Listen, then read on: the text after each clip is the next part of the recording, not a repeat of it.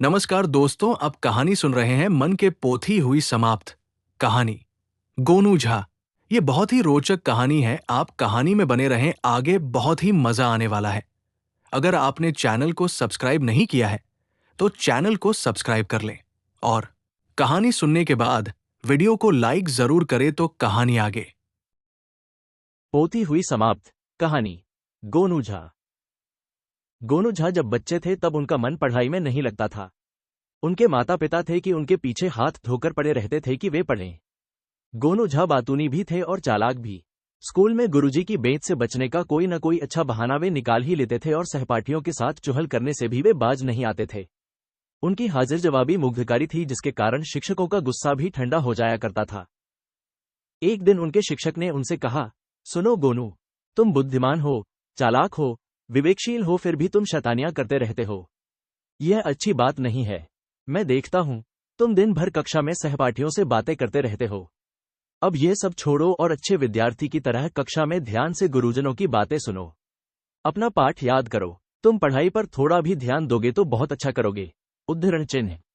गोनू झा हमेशा की तरह बोले, जी गुरुजी, मैं कक्षा में आपकी बातें ध्यान से सुना करूंगा। उद्धरण चिन्ह।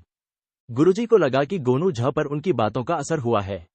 उन्होंने गोनू झा को चेताया, यदि अब से मैंने देख लिया कि तुम कक्षा में सहपाठियों से बातें कर रहे हो या सबक बनाकर नहीं आए हो तो समझ लो कि तुम्हें कठोर दंड दूंगा। उद्धरण चिन्ह। गोनू झा ने गुरुजी की गंभीर वाणी सुनी तो घबरा गए और कहने लगे, नहीं गुरुजी, अब मैं कक्षा में शैतानी नहीं करूंगा, किसी से बातचीत नहीं करूंगा, आप जो सबक देंगे उसे पूरा करूंगा। उद्धरण चिन्ह।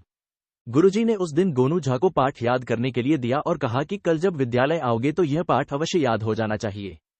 गोनू झा ने हामी भर दी। स्कूल में छुट्टी की घंटी बजी। गोनू झा घर वापस आए, बस्ता ताक पर रखा और खेलने चले गए।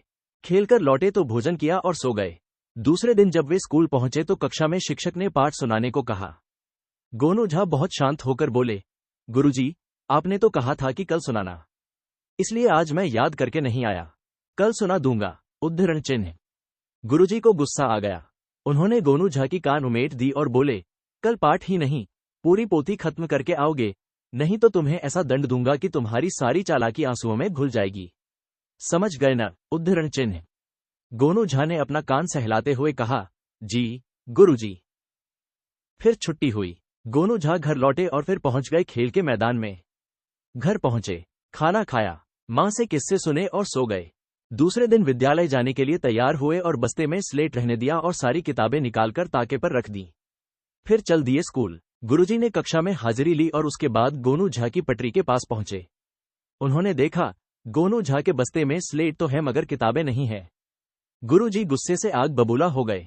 सोचने लगे, कितना ढीठ है गोनू झा, 2 दिनों से डांट सुन रहा है मगर सुधरने का नाम नहीं ले रहा है। उन्होंने पूछा, गोनू, क्या बात है, तुम किताब लेके नहीं आए हो? उद्धरण चिन्ह।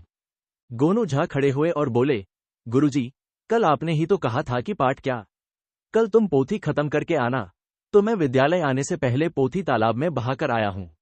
आपके आदेशानुसार मैंने पोथी खत्म कर दी है। उद्धरण चिन्ह। गुरुजी को अपने शब्द याद आए तो वे सिर पर हाथ रखकर बैठ गए। गोनू को वे कहें तो क्या कहें, वे समझ नहीं पा रहे थे और गुरुजी की यह हालत देखकर गोनू झा मन ही मन मुस्कुरा रहे थे। कहानी समाप्त हुई। धन्यवाद।